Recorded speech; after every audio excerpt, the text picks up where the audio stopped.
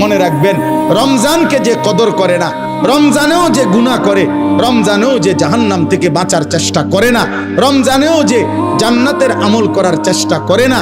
ভাই আমার, ছেলেরা আমার, বাবা আমার, পর্দার আড়ালের মা বোন আমার, সবাইকে এই শেষ কথা বলি। আল্লাহ রসুল বলছে, জিব্রাইল আইসা রমজানের শেষ দিন নবীজিকে আইসা বলে গেছে, ইয়া রসুল আল্লাহ, এত বড় রমজান পেল, ইফতার, সাহারি, তারাবি, এতেকাফ, শবে কদর, প্রতি ঘন্টা মিনিটে এত মাফ নেওয়ার সুযোগ থাকার পরেও যেই নাফরমান জাহান্নাম থেকে বাঁচার চেষ্টা করে নাই, গুনাহ থেকে আল্লাহর কাছে মাফ নেয় নাই, জান্নাতের জরুর আশা পূর্ণ করতে পারে নাই, আমল করতে পারে নাই, খোদার কসম নবীজি বলছে, জিব্রাইল আইসা বলছে, ইয়া রাসূলুল্লাহ, এমন নাফরমানের উপরে আল্লাহর লানত, আল্লাহর লানত, লানত, লানত। নবী বলছে আমিন,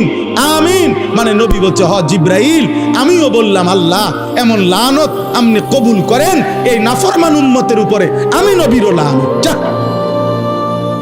তোর রূপে খোদার লানত পড়ুক।